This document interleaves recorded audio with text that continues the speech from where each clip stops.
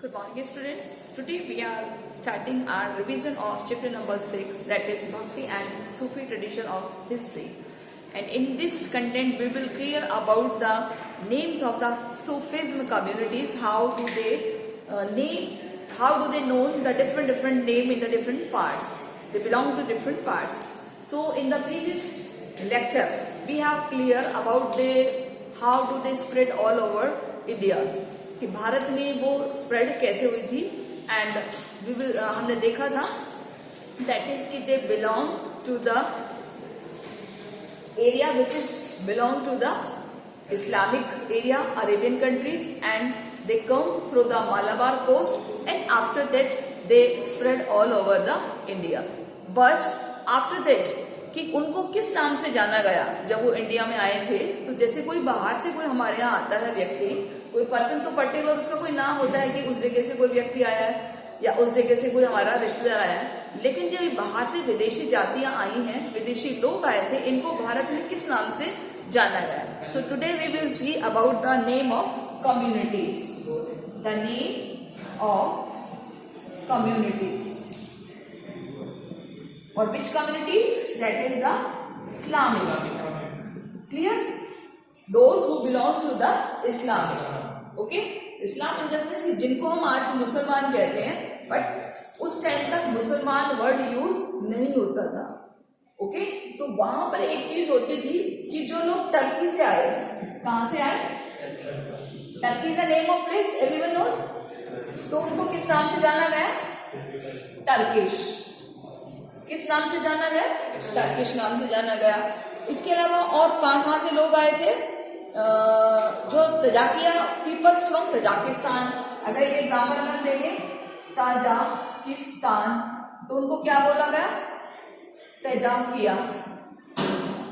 Clear? उनको क्या बोला गया? तजाकिया. तुर्किश का दिया हुआ है तुर्किश पीपल. इसके अलावा अगर हम बात करें पर्शियन पीपल, उनको बोले गया था पारिशिका. पर्शिया से जो लोग आए थे उनको क्या बोला गया? यानी पर्शियन या पर्शिका. ठीक है? जो कहां से आए थे? पर्शिया से. इनको बोला गया पारशिका. तो ज्यादातर देखिए आपको क्या रिफ्लेक्ट हो रहा है ये चीज? Belong to the name of place. Clear? Turkey से आए लोग तुर्क या टर्किश. तजाकिस्तान से आए लोग तजाकिया. पर्शिया यानी पर्सी जो लोग थे जिसको हिंदी में फारसी कहते हैं, उनको क्या बोला गया है? पर्शिका. तो ये बताया गया इसमें कि these terms, the currency is a very long time. So historian who has situated the Sanskrit text inscriptions dating between the 8th to 14th centuries point out them to the Musliman or Muslim was virtually never used. कौन सा word use नहीं किया गया है? मुसलमान या फिर मुस्लिम. कब से? 8 to 14 सेंचुरी तक, यानी टिल 14 सेंचुरी तक which word has not use? मुसलमान. 14 के बाद से ये वर्ड यूज किया जाने लगा. तो यहाँ आपको अंडरलाइन करनी है इस तरीके से और सर्कल बना लेना है. ये आपका क्वेश्चन है 1 मार्क्स का. कितने मार्क्स में आएगा? कि मुसलमानों के लिए सॉरी विच सेंचुरी तक मुसलमान word is not use? Which century? Till the 14th century. ठीक है? क्योंकि 8 में तो आए नहीं. 8 मतलब 711 में आए थे. 8 मतलब 711. कौन आया था? मोहम्मद बिन कासिम. कल बताया था मोहम्मद बिन कासिम आया था. मोहम्मद बिन कासिम. तो यहां से जब हमारे यहाँ शुरुआत हो गई है और यहाँ तक, और 18 तक तो आपको पता ही है 1857 तक तो रहे. तब तक बाद में जब मुगल आए थे तब होने लग गया था, लेकिन 14 तक मुस्लिम वर्ड यूज नहीं होता था. Clear? Point that the Musliman or Muslim was not virtually never used. Instead, people were occasionally identify the terms of region. कौन सी उससे बिलोंग करते थे? रीजन से. रीजन मतलब एरिया. किससे बिलोंग होते थे वो? एरिया से. जैसे अगर हम बात करें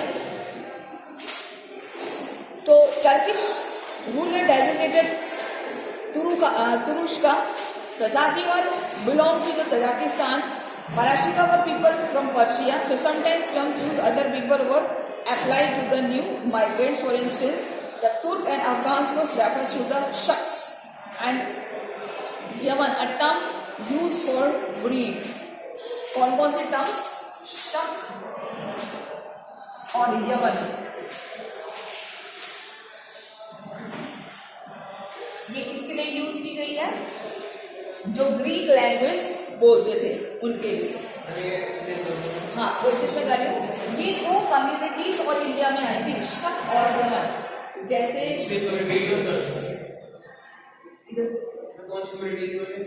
ये दो कम्युनिटीज हैं, शक और यमन. एक तरीके से ये बाहर से आई हुई ट्राइब्स है इंडिया में. जैसे टर्किश लोग आए थे, पर्शियन आए थे, तजाकिस्तान से लोग आए थे, अरब से लोग आए थे जिनको अरेबियन बोला गया. ऐसे ही शक और यमन दो डायनेस्टीज भी आई थी, शक और यमन. वैसे इसी ड्यूरेशन में 8 to 814 के ड्यूरेशन में, तो इस ड्यूरेशन में जो भी बाहर से ट्राइब्स आई थी उनको उसी नाम से बोला गया. लेकिन शक और यमन को किस नाम से बोला गया है? ग्रीक्स के नाम से, क्योंकि ये कहां से बिलोंग करती थी? ग्रीक से बिलोंग करती थी. क्लियर? ये सारी चीजें आपको नोट डाउन करनी है. Everything is clear? Yes. A more general terms migrants community is मलेच. मलेच वर्ड आपने पहले भी सुना है. मलेच वर्ड यूज आया था हमारे 3rd चैप्टर में. नहीं सुना तो मैं आपको बता देती हूँ. मलेच वर्ड का मीनिंग होता है वो व्यक्ति जो बिल्कुल ही बैक उससे बिलोंग करता है, बैक कम्युनिटी से बिलोंग करता है. दैट इज नोन एज मलेच. यस, जस्ट लाइक वो पर्सन जो बिल्कुल ही सबसे लोएस्ट कम्युनिटी होता है उसको बोलते हैं मलेच. ठीक है. Increasingly they did not observe the norms of caste society and spoke language that was derived from the Sanskrit. Such terms sometimes derogatory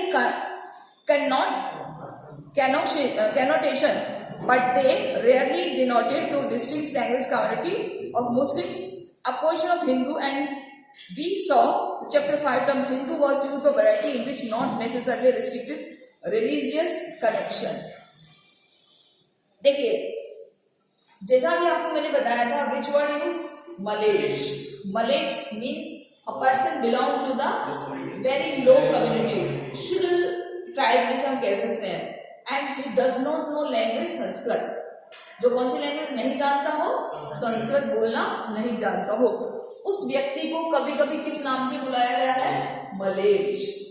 उस जमाने में, आज नहीं, कौन सी सेंचुरी में? 8 to 14 सेंचुरी में. अब देखिए, जो टर्की से लोग आए उनको टर्किश कहा गया. क्या तो टर्किश पर्सन है, टर्की से आया, भले वो लैंग्वेज कोई सी भी बोलता है उस टाइम, है ना. तजाकिस्तान से आए लोग, तजाकिया हो गए. पर्सिया से लोग आए, पाराशिका हो गए.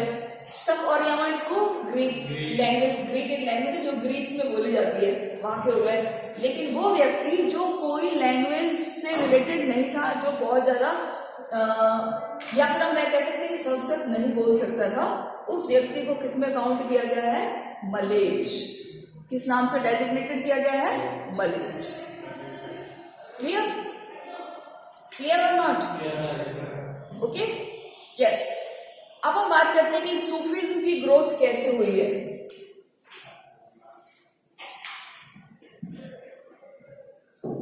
ये हमारा बहुत इंपॉर्टेंट क्वेश्चन है, सूफीज्म की ग्रोथ. अब अगर हम बात करें तो in the early centuries of Islam the group of religious minded people called Sufis. Question आएगा, हु वर सूफीज? ये हमारा क्वेश्चन हो गया 1 मार्क्स में. सूफीज कौन थे?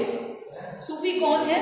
A group of religious mind, a group of religious minded people. ठीक है, माइंडेड पीपल कॉल्ड, उसको क्या कहा गया है? सूफीज. कैसे लोग जिनका रिलीजियस माइंड है? कैसा माइंड है? ऐसे व्यक्तियों को क्या कहा गया है? क्या होता है religious mind? What is the meaning of religious mind? जो भक्ति भावना में लीन रहते हैं। अब यहाँ सूफी कौन सी भक्ति से रिलेटेड है? इस्लामिक से। किससे रिलेटेड है? इस्लाम से। मैं फॉलो करते हैं रोज को, जो मैं कुरान में लिखे हुए थे, जो उन्हीं को मानते थे। हाँ? जो मैं कुरान में, जो कुरान में लिखे हुए थे। कुरान क्या है? उनकी होली बुक। किसकी? इस्लाम की। ठीक है, तो वो लोग जो इस्लाम के रूल्स रेगुलेशंस को फॉलो करते थे, जिनका रिलीजियस माइंड है, उनको क्या कहा गया है? सूफी। क्लियर है question? Next, turn to ascetism and the mystics in the protest against the growing materialism and the caliphate, the religious and the political institutions.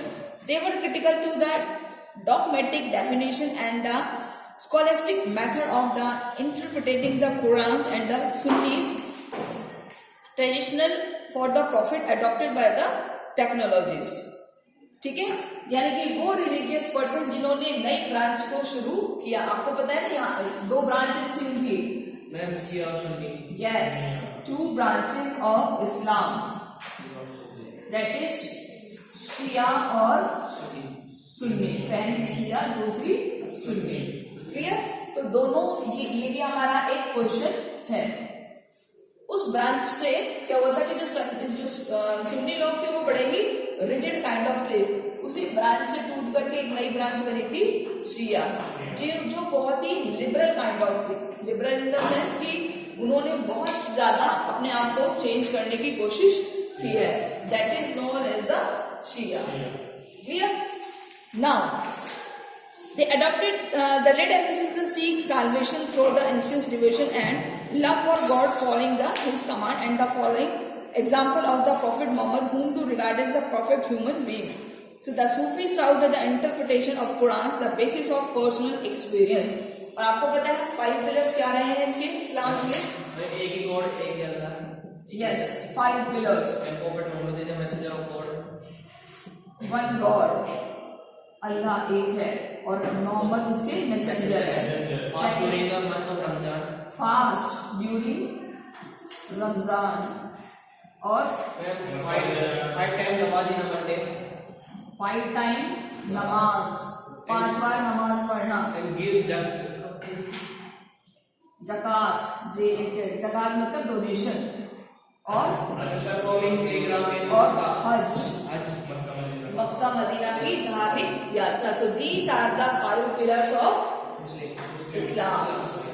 Okay, अब देखिए ये जो 5 पिलर्स है, इनको जब लोगों ने फॉलो करना शुरू किया और इस तरीके से सूफिज्म बढ़ता चला गया। जो इनको फॉलो करते थे वो शिया, और कुरान को जो अपोज करते हैं वो सुन्नी। मैंने अभी बताया ना, जो सुन्नी है वो, जो शिया है वो कहाँ से बने हैं? सुन्नी में से ही बने, क्योंकि जो इस्लाम थे उसकी 2 ब्रांचेस होगी। ये तो बहुत रिजिड काइंड ऑफ थे। थोड़ा आपने गलत बोला है, जो सुन्नी थे वो शिया में से बने थे, बिकॉज में शिया में कुरान को फॉलो करते थे, फिर में जो सुन्नी थे वो उनमें से सेपरेट हुए, उसको अपोज करने लगे। दोनों पहले ग्रुप एक ही थे। आप चाहे उसको ऐसे बोलो चाहे ऐसे बोलो, एक ही ग्रुप थे। लेकिन जो सुन्नी ब्रांच है वो बहुत ज्यादा रिजिड रूल्स को फॉलो करती थी। लेकिन क्या हुआ कि जब और रिलीजन सामने आए तो इसमें से कुछ लोग निकल करके, जो जिसको शिया बोला, उन्होंने और रिलीजन के साथ अपने आप को कोरिलेट कर लिया। वो औरों के प्रति भी लिबरल होते चले गए। तो अब हम ऐसे नहीं कहेंगे कि इसमें से निकल के ये बना है, इसमें से निकल के ये बना। हम कहेंगे कि 2 ब्रांचेस हैं। जो शिया है वो बहुत सॉफ्ट ट्रेडिशन के हैं, जो सुन्नी है वो बहुत ज्यादा रिजिड ट्रेडिशंस के हैं। इनको फॉलो करने वाले शिया हैं और जो बाकी रिलीजन्स के साथ कोरिलेट करते हैं वो भी शियाज हैं। और इस तरीके से सूफिज्म की ग्रोथ बढ़ती चली गई। ठीक है, एक हमारा क्वेश्चन है कि सूफिज्म कैसे डेवलप हुआ, कैसे बढ़ता चला गया। नाउ द खानकाह एंड द सिलसिलास। खानकाह और सिलसिला यानी कि किसी चीज का लगातार बढ़ते रहना। वो क्या था कि एक टाइम आया था जब सूफिज्म के जो गीत थे, भजन से इस्लाम के, वो बहुत ज्यादा स्प्रेड होने लग गए थे। अब जब वो भजन से स्प्रेड हो रहे हैं तो हमें वो सुनने में अच्छी लग रही है, जगह जगह जाते हैं वो उनको गाते हैं, तो लोग क्या होते हैं, उनको सुनते हैं। अब ये एक सिलसिला बन गया। सिलसिला मतलब एक ये परंपरा बन गई, एक ट्रेडिशन बन गई, ये लगातार चलने लगा। सिलसिला का मतलब है किसी चीज का कंटिन्यूअस होना। कि सूफीज़्म के जो भी माइथोलॉजिकल सॉन्ग्स आते थे, लोग उनको गाते थे, सुनते थे, और लोग सुनने के लिए बैठ जाते थे, तो महफिल जम जाती थी। और महफिल जब जम जाती थी तो एक समा जैसे कि कव्वाली फॉर्म में, वेरी गुड, क्योंकि ज्यादातर सूफीज़्म कव्वाली फॉर्म में ही होती है। अगर आपने कभी किसी इस्लामिक ट्रेडिशन वाले भजन को सुना तो ज्यादातर वो उनका टोन वही होता है। Okay, yes, now we will see about the खानकाज एंड द सिलसिला। क्या होते हैं ये खानकाज और सिलसिलाज? सबसे पहले देखेंगे, by the 11th century the Sufis involved into a well developed movement with a body of literature on the Quranic studies and the Sufi practice. Institutionally the Sufis began to organize communities. अब देखिए ये हमारा बहुत important part है, आपने ये note down कर लिया, ठीक है?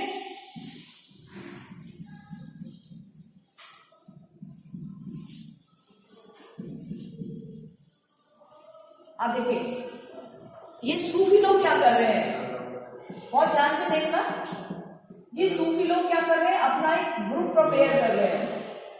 जैसे मैं भी मुस्लिम्स के भजन गाती हूँ, आप भी गाते हो, आप भी गाते हो, तो हमने क्या प्रिपेयर कर लिया, अपना एक ग्रुप। Clique, organize community around the hospice and खानका, person control by the teaching master known as the शेख। उसको क्या कहा गया, खानका। इस ग्रुप को क्या नाम दिया गया है, खानका। यानी सूफी के ग्रुप को क्या नाम दिया है, खानका। मैं आपको हिंदी में भी लिख देती हूँ, खानका। ये इस्लामिक वर्ड है। कौन सी वर्ड है, एक तरीके से कौन सा वर्ड है ये, अरेबिक वर्ड है, ठीक है। अब इसको एक और वर्ड दिया नाम है हुस्पाइक। इसको एक और नाम दिया है, इसी का दूसरा नाम है ये हॉस्पाइक। क्लियर? अब इस ग्रुप का हेड कौन हुआ, जिसका नाम है शेख। क्या नाम है इस ग्रुप के हेड का, शेख। इसको कई नाम से जानते हैं, शीर, पीर और मुरीद। पीर और मुरीद। बहुत ध्यान से, आप चाहो तो इस डायग्राम को आप बना सकते हो। इस ग्रुप का हेड किस नाम से जाना गया है, शेख, पीर या मुरीद। ये कौन सी लैंग्वेज के वर्ड है, पर्शियन, फारसी लैंग्वेज के वर्ड है, ठीक है। ही एनरोल्ड डिसिपल मुरीद एंड अपॉइंटेड अ सक्सेसर, जिसका नाम होता था खलीफा।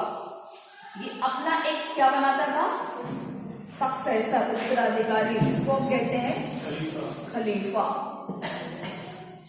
कहीं पर इसको किस नाम से भी बोला गया है, मुरीद। मुरीद का मतलब होता है किसी चीज का भक्त होना, किसी का फॉलो। मैंने क्या कहा, हम सब सूफी भजन गाने वाले लोग हैं। हमने क्या बना लिया, अपना एक ग्रुप। हमने अपने ग्रुप का एक हेड बना लिया। हमारे इस ग्रुप को किस नाम से जाना गया, खानका। कि देखो खानकाओं का ग्रुप जा रहा है, ये लोग सूफी के भजन गाते हैं, ठीक है। हमारा एक हेड बन गया, जिसको हमने क्या नाम दिया, शेख या पीर। कहीं पर उसको मुरीद भी बोला गया, क्योंकि लोग उसके मुरीद हो जाते थे, उसके भक्त बन जाते थे, उनके दीवाने हो जाते थे, इतने अच्छे उसमें गाते थे, भक्ति में लीन हो जाते थे।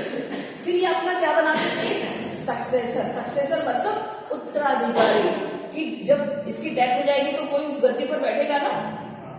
जैसे साधु होते हैं ना, कि एक साधु की डेथ हो जाती है तो उसका आश्रम खत्म थोड़ी होता है, उस गद्दी पर दूसरा साधु बैठता है, तो जस्ट लाइक उनका सक्सेसर बैठेगा। सक्सेसर मतलब उत्तराधिकारी, ठीक है। और वो कौन होते थे, उनके डिसिपल ही होते थे, उनके शिष्यों में से ही एक होता था। जैसे बालक दास की डेथ हुई, नहीं सॉरी चांदनाथ की डेथ हुई, तो बालक दास को दे दी ना उनकी गद्दी, है ना, समझ गए। तो वो साधु ही थे, भले पॉलिटिशियन बन में आ गए, राजनीति में आ गए, लेकिन थे तो साधु ना। अब जिस गद्दी पर चांदनाथ बैठते थे अब उस गद्दी पर किसको बैठा दिया? बालकनाथ को।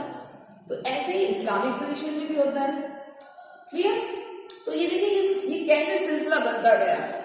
अब अपॉइंटेड एज सक्सेसर ऑफ करीबा, he established rules and spiritual conduct interaction between the inmates as well as the between lay persons and the masters. खलीफास क्या करते थे? उस रूल्स रेगुलेशंस को चेक करते थे। रूल्स और रेगुलेशंस जो कहां पर दिए हुए हैं? शरिया में दिए हुए हैं। कहां दिए हुए हैं? शरिया में दिए हुए हैं। क्लियर? ये देखते थे कि कहीं उन रूल्स और रेगुलेशंस को तोड़ा तो नहीं जा रहा। आपने देखा था ना, खलीफा एक तरीके से उलेमा हो गए। पीछे भी दिया हुआ था ना हमारा कि क्या होते हैं उलेमा।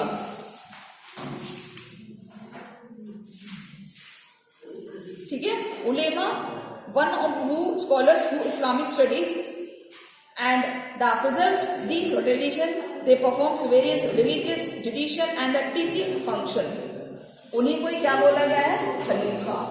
मैं एक क्वेश्चन है, जैसे इवन कुरान कैसे मिले थे, कैसे फाउंड हुए थे? क्या चीज? जैसे अपने वेद फाउंड हुए थे, अपन को मिले थे, ऐसे ही कुरान इन्होंने बनाया है। हाँ, इन्होंने बनाया है। जब टर्किश लोग जो आए थे ना, अरेबिक जो अरेबिक कंट्री से जो लोग आए थे ना, उन्होंने अपने रूल्स रेगुलेशंस वहीं बना के लाए थे, फिर उनको स्प्रेड किया है। ठीक है, तो वो इस तरीके से कुरान हमारे इंडिया में आ गई। अब बाइबल है, बाइबल थोड़ी यहाँ लिखी गई थी, बाइबल तो कहाँ लिखी गई थी? रोम्स में, इटली में, फिर उसके बाद वो यहाँ पे आ गए। ठीक है, जहाँ जहाँ उसके रिलीजियस पर्सन आते गए वैसे वैसे वो स्प्रेड होते चले गए। मतलब ये रिटर्न खुद से लिखी हुई, खुद से लिखी हुई है। ठीक है। Now, the Sufi silsila began to the country crystallize the different part of the Islamic world around the 12th century. The word silsila literally means a chain. The signifies continuous link between master and disciple. अब ये इसी को क्या नाम दिया है? एक chain बताइए ना। इस चेन को क्या नाम दिया है? सिलसिला। क्या नाम दिया है? सिलसिला। कि ये एक ग्रुप बनेगा, इस ग्रुप का एक हेड होगा, उस हेड के डेथ के बाद उसका एक सक्सेसर आएगा। तो ये क्या हो गया? कंटिन्यूअस चलने वाली एक चेन हो गई। ये एक सिलसिला बन गया। और ये खलीफा क्या करेगा? उनके रूल्स और रेगुलेशंस को चेक करेगा कि जो राजा है वो रिलीजियस जुडिशरी अकॉर्डिंग डिसीजन दे रहा है या नहीं। और इसी सिस्टम को क्या नाम दिया गया है? सिलसिला। क्या नाम दिया है? सिलसिला। Any doubt? क्लियर? सो देखिए, मैं आपको फिर से बताती हूँ। द वर्ड सिलसिला literally means a chain, signifying a continuous link between master and disciple. Master and disciple के बीच एक ये रिलेशन चलता गया, stretching and the unbroken spiritual genealogy and the prophet Muhammad, जो कि किससे जुड़ी थी? प्रॉफिट मोहम्मद से। क्योंकि ये ग्रुप किसके भजन गाता था? प्रॉफिट मोहम्मद। प्रॉफिट मोहम्मद मतलब पैगंबर मोहम्मद। और मैसेंजर पैगंबर मोहम्मद क्या थे? अल्लाह के मैसेंजर। तो पहले नंबर पे अल्लाह, दूसरे नंबर पर मोहम्मद, और तीसरे नंबर पर ये ग्रुप हो गया, चौथे नंबर पर शेख हो गया, पांचवें नंबर पर सक्सेसर। तो ये इसको फॉलो कर रहा है, ये इसको फॉलो कर रहा है, ये इसको फॉलो कर रहा है, ये अल्लाह को फॉलो कर रहा है। तो हमारे यहाँ जैसे भगवान सबसे बड़े होते हैं, ऐसे इस्लामिक में सबसे बड़े कौन हो गए? अल्लाह। क्लियर? अल्लाह ने जो बात कह दी उसको धरती पर कौन पहुंचा रहा है? मोहम्मद साहब। इसलिए मोहम्मद साहब को क्या कहा गया है? मैसेंजर। क्या कहा गया है? मैसेंजर मतलब संदेश वाहक, जो भगवान के संदेश को धरती पर स्प्रेड करता है। और ये हमारी बात है, आपने इस्लामिक ट्रेडिशन पढ़ा है ना हिस्ट्री में 11th क्लास में, 6th सेंचुरी से रिलेटेड है हमारा, 6th BCE से। तो तब से ये चीज चलती आ रही है। फिर मोहम्मद साहब के मैसेंजर्स को इस ग्रुप ने तैयार किया है, जिसको सूफीज्म कहा गया। इस ग्रुप का हेड क्या बन गया? शेख बन गया। शेख अपना एक उत्तराधिकारी बनाने लगा ताकि ये चीज कंटिन्यूअस चलती रहे, जिसको क्या बोला गया? उलेमा या खलीफा। उलेमा या खलीफा क्या करते हैं, देखते हैं कि जो रूल्स रेगुलेशंस है वो खलीफा कोई कास्ट है, खलीफा पोस्ट है, ठीक है। जैसे एक मैंने अभी इंसिडेंट किया था ना कि एक साधु की डेथ हो जाती है तो उसके बाद उसका सक्सेसर, हमारे यहाँ तो कहते हैं उसको भी साधु, लेकिन यहाँ पर क्या बोला गया है, खलीफा। क्लियर। तो इस तरीके से ये कंटिन्यूअस चेन चलने लगी। So it was through the channel and the spiritual power the blessing transmitted to the devotee. जितने भी devotee होते हैं, जितने भी श्रद्धालु होती है, वहां तक ये आशीर्वाद, ये भजन पहुंचने लगे। तो ये है एक सिलसिला सूफिज्म का। क्वेश्चन हमारा कैसे प्रिपेयर होगा, what is the meaning of Sufism सिलसिला, ठीक है। सूफिज्म सिलसिला क्या होता है कि जो अल्लाह के मैसेंजर हैं प्रॉफिट मोहम्मद, उनके मैसेजेस को लोगों में स्प्रेड करना, करने वाले कौन होते हैं, सूफीज्म। सूफीज्म के ग्रुप को क्या नाम दिया है, खानकाह। खानकाह का हेड कौन होता है, शेख। शेख अपना एक अपॉइंट करता है सक्सेसर, जो उसकी डेथ के बाद उसको कंटिन्यू कर सके। इनका काम होता है सारे रूल्स रेगुलेशंस को चेक करना कि रिलीजियस धर्म के अनुसार ये लोग काम कर रहे हैं या नहीं। तो इस तरीके से ये एक आम आदमी और अल्लाह के बीच चेन का काम करते हैं। इसी चेन को सिलसिला नाम दिया गया, इसी चेन को सिलसिला कहा गया है। ये कंटिन्यूअस चलने वाली चेन है। Exact, is it clear? Ma'am इसमें कुछ पीपल्स बेस एरिया भी करते हैं, बेस एरिया। अरे अब उसकी बात नहीं कर रहे हम, अभी तो हम बात करें कि सिलसिला होता क्या है। तो हर जगह होते हैं आस्तिक और नास्तिक, हर दुनिया में होते हैं, हमारे यहाँ पर भी है, मुस्लिम्स में भी है। आस्तिक ईश्वर में आस्था रखने वाला, नास्तिक नहीं रखने वाला, उन्हीं को यहाँ बेशरिया बाशरिया कहा गया है। Clear? Yes. When the sheikh died, कौन मरता, शेख। The term shrines dargah Persian term meaning code, जब इस किसी भी शेख की डेथ होती तो वहां पर क्या बनाई जाती थी, दरगाह। क्या बनाई जाती थी, दरगाह। और वही दरगाह उनका क्या बन जाता था, मस्जिद। क्या बन जाती थी, मस्जिद। जानते हो ना, जैसे अपने मंदिर होते हैं ऐसे ही उनके क्या होते हैं, मस्जिद। उसमें क्या होती है, दरगाह। दरगाह मतलब एक तरीके से जहां पर उनको दफन किया जाता है, वो कब्र। एक तरह से मुस्लिम लोगों के लिए वो कैसा स्थान हो गया, पवित्र स्थान हो गया, पूजनीय हो गया। वहां जाते हैं लोग, मत्था टेकते हैं, पूजा अर्चना करते हैं। जब लोग ज्यादा जाने लग गए तो वहां धीरे धीरे वो बिल्डिंग किसमें कन्वर्ट हो गई, मस्जिद में कन्वर्ट हो गई। अब उस पर क्या लगने लगे, फेयर। उसको क्या नाम दिया है, उर्स। उर्स मतलब मेला। हमारे भी तो मेले भरते हैं ना, कि साहब खाटू श्याम जी की प्रतिमा निकली, वहां साहब साधु सन्यासी खूब आने लगे, खाटू श्याम जी के भजन गाने लगे। एक के बाद दूसरा सन्यासी आया, उसने वहां की गद्दी संभाल ली। पहले खाटू श्याम जी की केवल प्रतिमा थी, धीरे धीरे लोग जाने लगे, श्रद्धालु आने लगे, तो वो धीरे धीरे मंदिर बनता गया। अब मंदिर इतना ज्यादा बढ़ गया कि पूरा ऑल इंडिया में फेमस हो गया। अब सब मेला भरने लग गया। तो मुसलमानों का जो मेला होता है उसे क्या कहते हैं, उर्स। क्या नाम बोलते हैं इसे, ठीक है। ये भी मैंने आपको क्वेश्चन कराया, उर्स क्या होता है। लोग यहाँ किस लिए आते थे, जियारत के लिए आते थे। शेख की दरगाह पर किस लिए आते थे, जियारत। जियारत क्या होता है,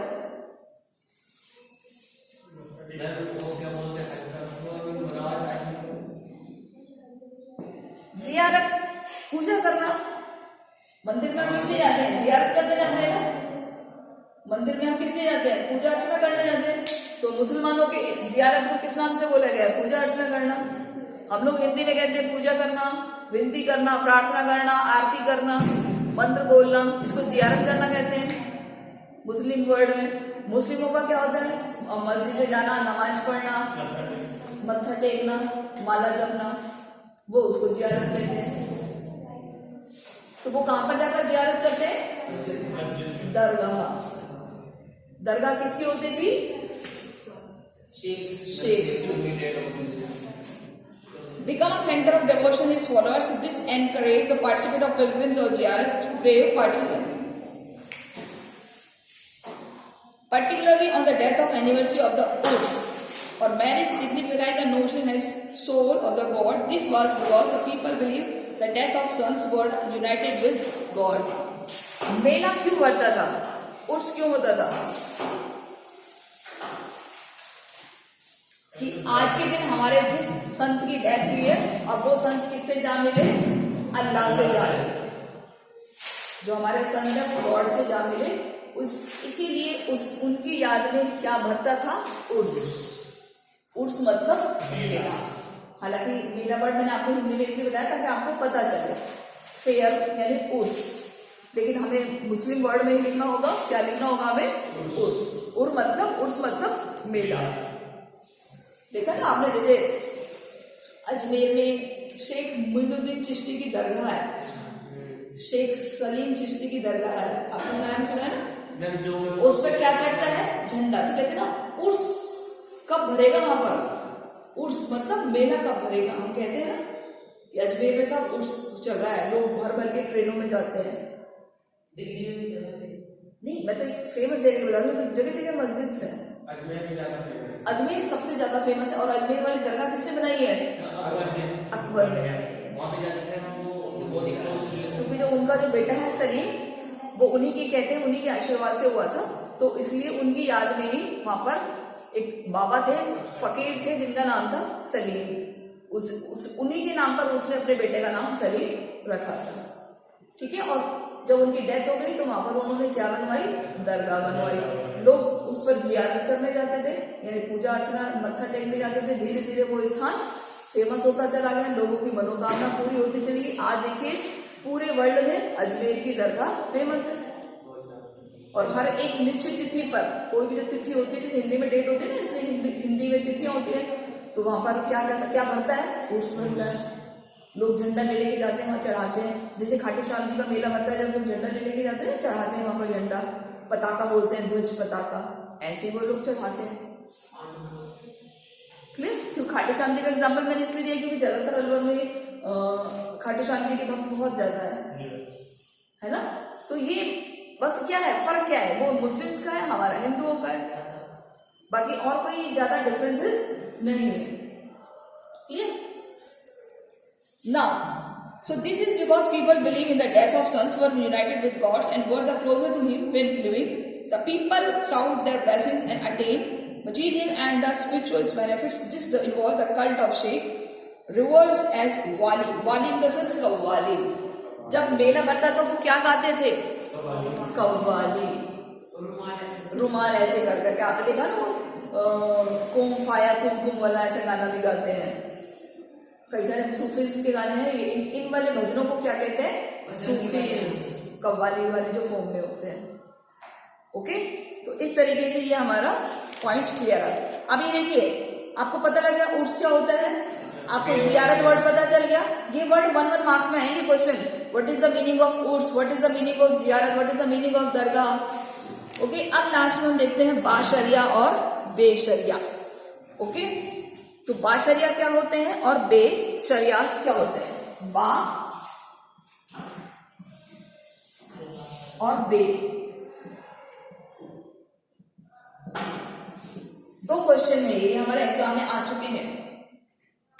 सो वेरी सिंपल, देयर डेलिब्रेट, अगर हम इसको नॉर्मली बात करें,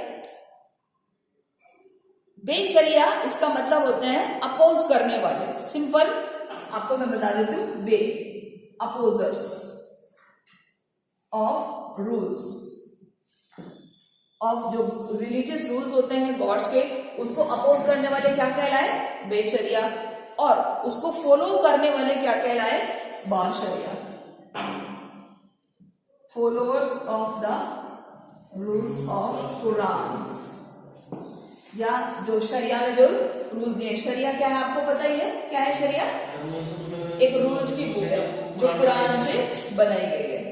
इसके रूल्स को फॉलो करने वाले क्या कहलाए? बाशरिया। और इसको अपोज करने वाले क्या कहलाए? बेशरिया। कर सकते हो ये क्वेश्चन, वेरी इजी। क्लियर?